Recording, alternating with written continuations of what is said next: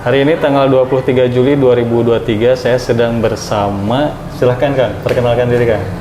Saya Sony Senjaya, saya Sekretaris Dewan Perwakilan Daerah PSI Kota Tasikmalaya. Coba Kang sampaikan mengenai PSI ya, atau apapun yang terkait kelembagaan Akang, supaya masyarakat Kota Tasik ini paham nih Kang. Memang kalau untuk PSI sebetulnya dari 2019 juga PSI sudah ada kepengurusan saat itu, cuman memang tidak mengirimkan bakal calon legislatif gitu. Jadi saat itu ya, betul. Karena kalau kita lihat dari perolehan suara sih adalah, meskipun memang sangat-sangat kecil gitu untuk ini tarik. Jadi memang targetnya dari DPP PSI untuk tahun 2024 ini diharapkan kita bisa meraih kursi di DPRD Kota Tasikmalaya, betul. Termasuk juga untuk di Jawa Barat dan juga untuk di Senayan. Targetnya sih ke sana. Untuk PSI sendiri sih memang sebetulnya saya juga dulu tuh jauh-jauh hari memang sudah tertarik dengan PSI, cuman memang tadinya juga tidak terbayang untuk jadi caleg apalagi jadi pengurus juga. Saya tidak pernah kepikiran juga sih untuk sampai ke sana gitu. Cuman memang mungkin karena dorongan, karena juga kondisi, dan juga mungkin makin lama juga saya makin betul, mungkin kita tuh sebetulnya berpolitik tuh mau kemana arahnya gitu kan, terus mau gimana sebetulnya kita tuh ya, jadi kita juga makin kepikir ya, kita intinya sih berusaha untuk membuat Tasik lebih baik, intinya sih itu sih kalau untuk Tasik ya. Untuk saya juga pribadi gitu. Jadi memang yang menarik tuh PS itu memang out of the box.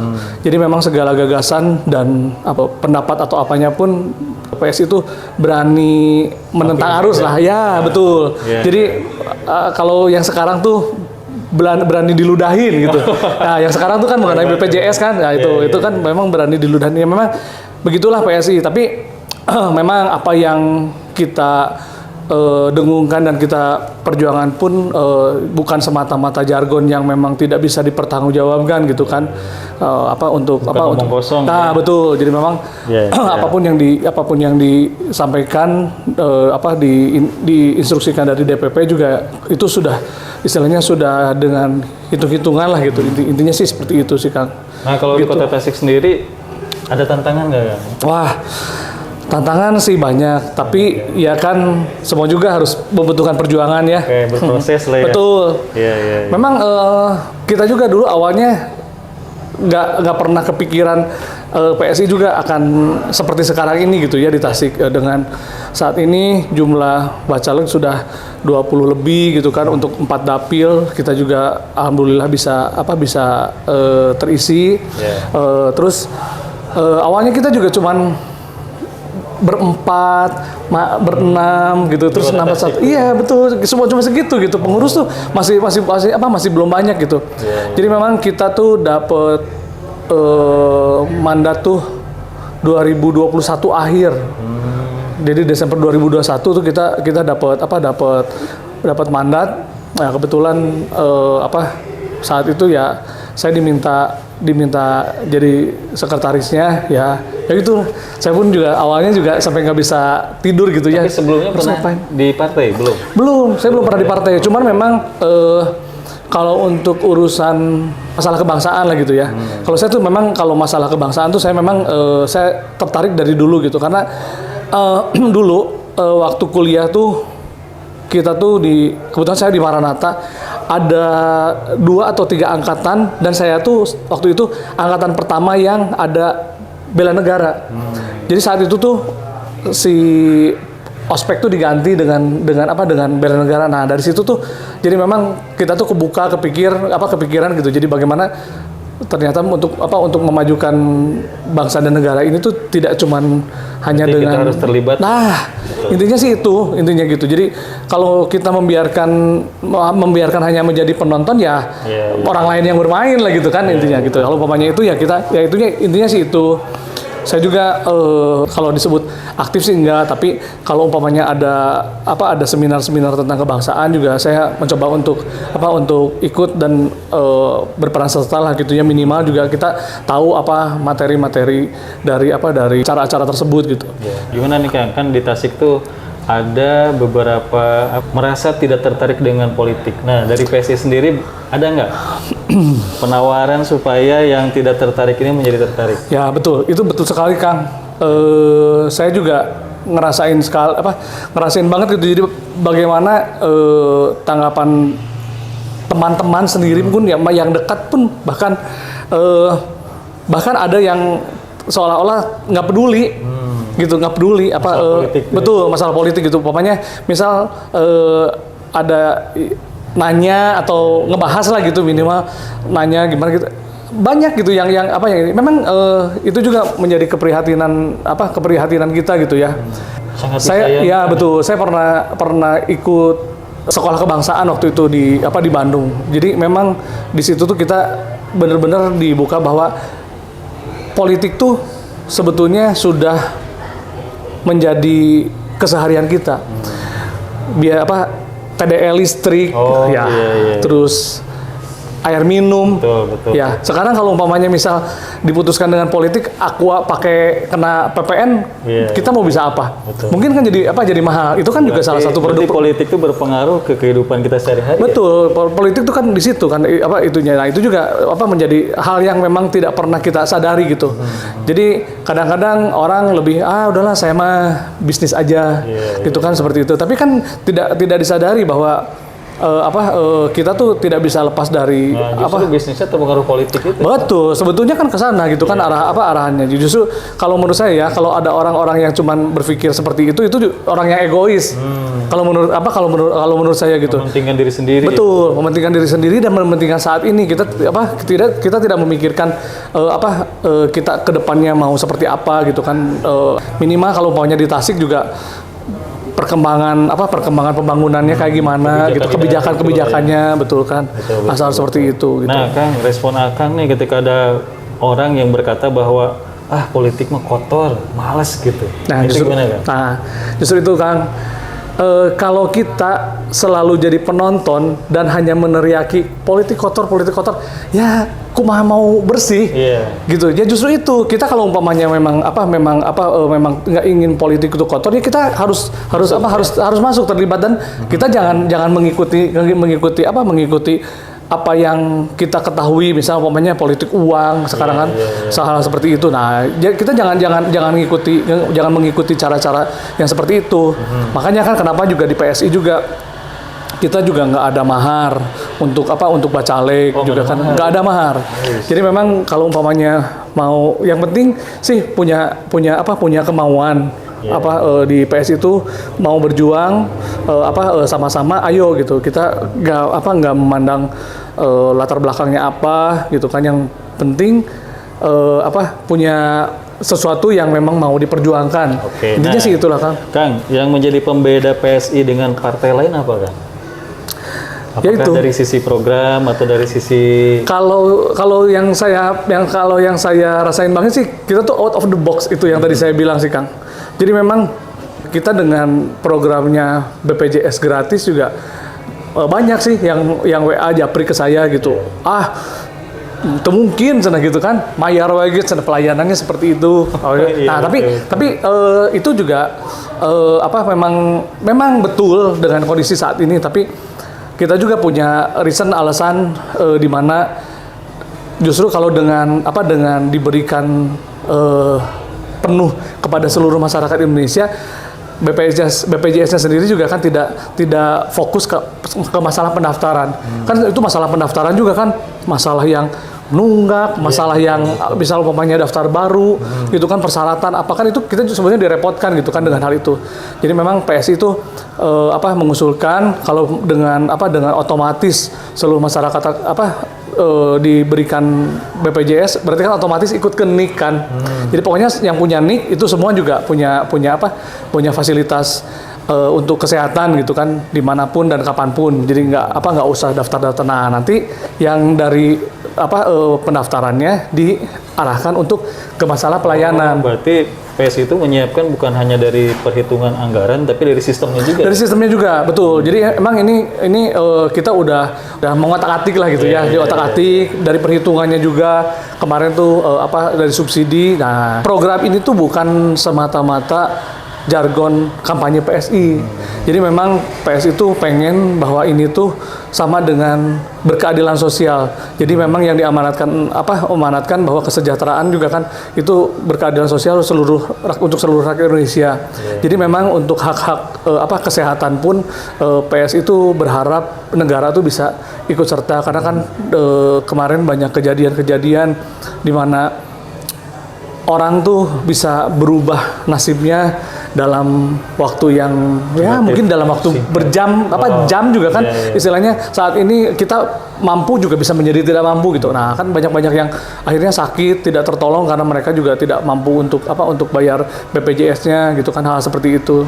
Di mana orang seharusnya lebih banyak ditolong tapi malah jadi dipersulit. Betul. Jadi karena hal seperti itu gitu. Siap. Nah, di Kota Tasik sendiri Kang, yang menjadi concern utama nih dari sisi kebijakan atau dari sisi politiknya bagaimana Kang menurut Kang? Khusus Kota Tasik nih. Atau apa yang harus diperbaiki sih gitu?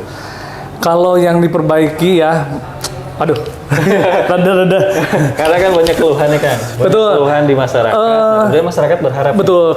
Kalau yang kemarin sempat kita ada beberapa sih ya yang masuk ke kita, termasuk juga salah satunya masalah persampahan.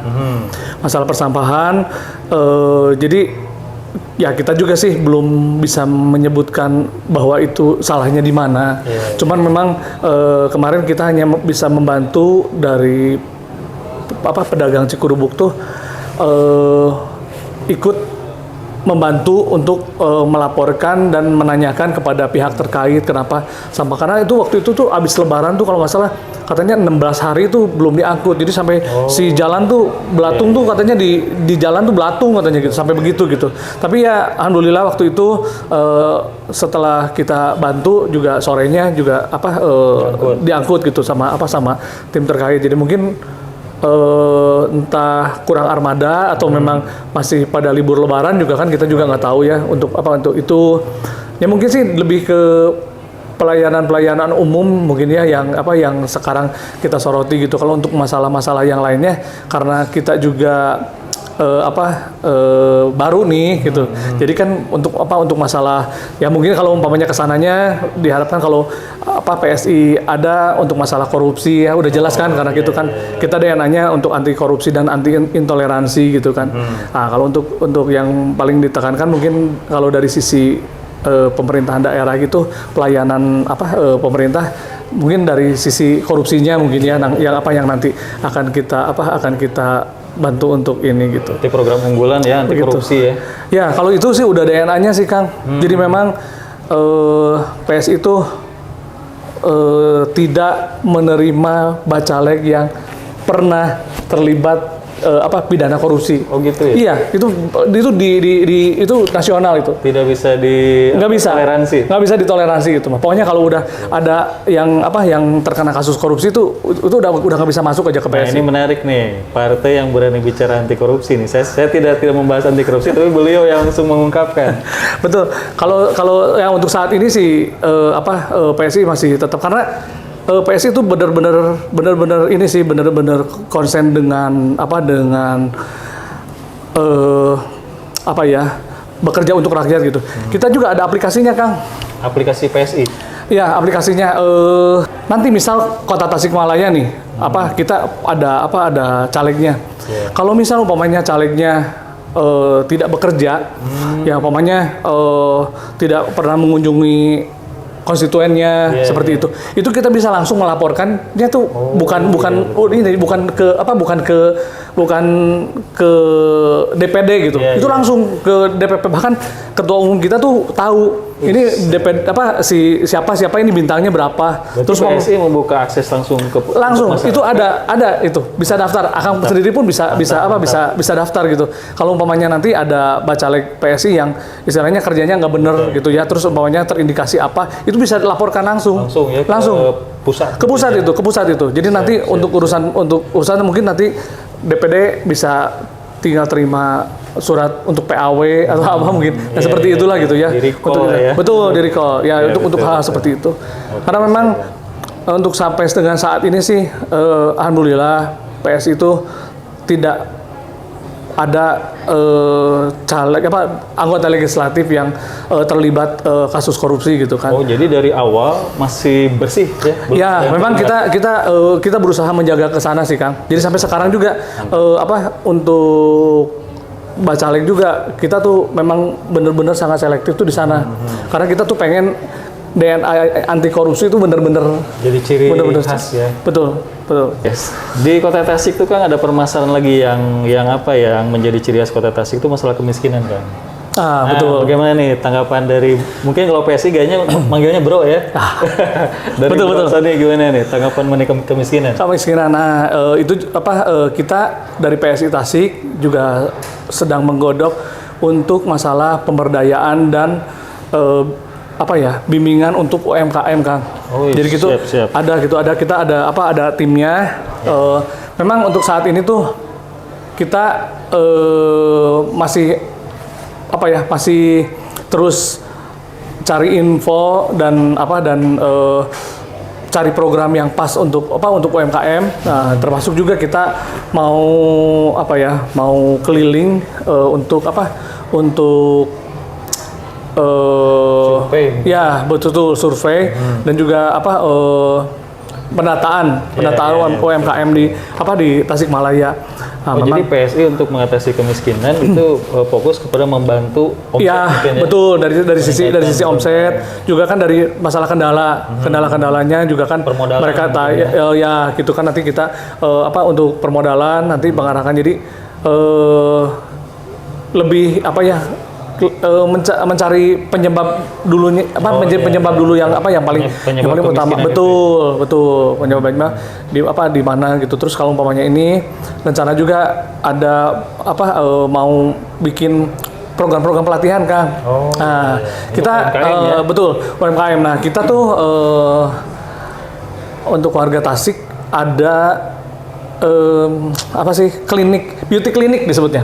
Beauty klinik itu baru tadi pagi sore ini saya mau bikin pamfletnya itu di Rio Asih sama Bu Haji Idah dari Melsa Wedding. Jadi Bu Haji Idah tuh bikin program beauty klinik. Jadi satu grupnya tuh 20 orang. Jadi nanti untuk ibu-ibu bisa ikut, bisa daftar. Jadi nanti ada pelatihan untuk make up. Untuk make up di sana. Nah, itu kita udah mau mulai. Bayar nggak? Mau mulai dengan gratis. Oke. Nah, seandainya ada ibu-ibu yang mau ikutan, ada nomor kontak nggak kan? Bisa nanti di deskripsi aja ya. Nanti saya ini betul. Siap. Nanti saya tanya mau hubunginya ke siapa gitu. Gitu. Nah, itu salah satu yang memang masuknya pemberdayaan itu ya. Ya, betul. Itu pemberdayaan supaya Jadi kan sekarang mungkin ada yang PHK nggak kerja gitu kan, seperti itu ibu-ibu ya daripada nganggur gitu kan, sok itu bisa buka salon kecil-kecilan. Nah, betul. Kadang-danan pengantin atau anak-anak perpisahan gitu kan. Nah, karena hal seperti itu. Itu sih yang diharapkan ya itu minimal kita udah mulai mencoba ke sana gitu kan. Oke, siap, Kang. Nih, kita pembahasan tentang ini, Kang. PSI optimis berapa kursi, Kang, untuk Kota Tasik nih? Atau target lah. Aduh, jadi batuk. Ditanya masalah target ya. Minimalnya tuh kita bisa 2 kursi juga untuk minimalnya ya. Tapi kita sih berusaha semaksimal mungkin lah kalau umpamanya untuk masalah perolehan kursi gitu. Jadi karena diharapkan juga nggak pincang kan kalau umpamanya cuma 2 misal dari dapil 1 aja sama dapil 2, dapil 3, dapil 4-nya juga kan nggak ada. Jadi minimal lah satu dapil tuh ada satu lah gitu ya. Jadi istilahnya mah kasebor gitu. Iya, betul. Minimalnya itu sih lah kalau harapan dari kita gitu. Syukur-syukur bisa lebih ya. Mengenai karakteristik masyarakat Tasik bagaimana Kang kota nih? Misal nih berapa persen yang kira-kira menurut Akang nih dia itu peduli terhadap politik, kemudian berapa persen tidak peduli. Sehingga kita mempunyai gambaran nih. Aduh. Karena kan keberhasilan para caleg itu tergantung dukungan masyarakat juga. Betul. Nah, ini kalau untuk pastinya ya persentasenya sih kayaknya kalau PSI belum mengukur ya? Belum mengukur sampai ke sana. Cuman kita sih ikut membantu ikut membantu edukasi aja sih. Jadi memang dari teman-teman bacalik pun kan ada juga yang tadinya juga bukan orang yang peduli dengan politik, gitu. Tapi setelah ngobrol dan setelah ketemu sama kita, oh iya, jadi ternyata selama ini tuh ya? Betul gitu. Karena kan betul. selama ini misal umpamanya kita cuman sekedar ikut demo-demo aja di gedung DPRD gitu kan, mana hasilnya gitu kan, kalau panas-panas gitu. Daripada gitu ya udah mendingan kita ayo gitu ikut sok, kamu mau menyuarakan apa, ayo gitu barengan sama kita gitu kan. Nah intinya sih itu. Nah, jadi itu sih sebenarnya tugas kita bersama Kang. Kalau umpamanya untuk menumbuhkan kesadaran gitu untuk berpolitik.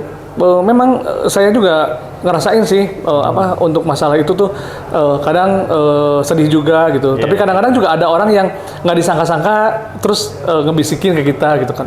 Ayo semangat gitu. Nanti saya dukung gitu. Dukung, ya. Gitu. Ada gitu yang begitu juga gitu. Betul. Tapi ada yang gitu, enggak lah, saya mau nggak ikut-ikutan politik gitu. Ada yang begitu juga gitu. Berarti penting ya untuk mengedukasi ya. Penting, betul. Penting sebetulnya. Baik Kang, terakhir nih Kang, silakan akan sampaikan ke masyarakat Kota Tasik nih lewat podcast ini. Enggak? Aduh. Dari PSI nih. Dari PSI, pertama terima kasih dulu Kang, udah dikasih kesempatan. Nah untuk yang kedua, PSI sih tidak memberikan janji-janji yang muluk-muluk lah gitu ya. Jadi memang kita sih lebih realistis dengan ide dan gagasan yang memang terukur gitu. Intinya sih itu. Jadi kan kayak masalah BPJS ya, terus satu lagi juga masalah kuliah gratis kan. Nah, masalah kuliah gratis sebetulnya ada beberapa, termasuk juga satu lagi yang lagi anget-angetnya tuh mendorong pengesahan undang-undang perampasan aset. Wis, mantap. Nah, itu. Ya makanya. Mantap nih. Betul. Jadi itu Kokojo lah kalau bahasa Sunda tuh. Iya, program unggulan. Betul. Program unggulan kita tuh memang itu. Jadi salah satunya juga di mana partai-partai lain tuh malah diam-diam dengan urusan undang-undang perampasan aset. Justru kalau PSI itu malah gencar untuk mengemborkan pengesahan itu gitu kan, dimana kemarin juga masalah undang-undang kesehatan dengan cepatnya disahkan, sedangkan ini yang sebetulnya lebih urgent gitu kan. Ya betul, lebih urgent itu. Makanya lah kita mantap nih, garis bawahi nih undang-undang perampasan aset nih. Undang-undang perampasan aset, betul gitu. Siap. Itu kan. Jadi podcast ini sebetulnya pembukaan Kang. Nanti kita ketemu lagi ya dengan PSI, dengan Kang Sony dan rekan-rekan di PSI yang lainnya. Siap Kang? Sukses Kang. Terima kasih. Ya, saya Mas Caca, sampai jumpa di video berikutnya. Salam.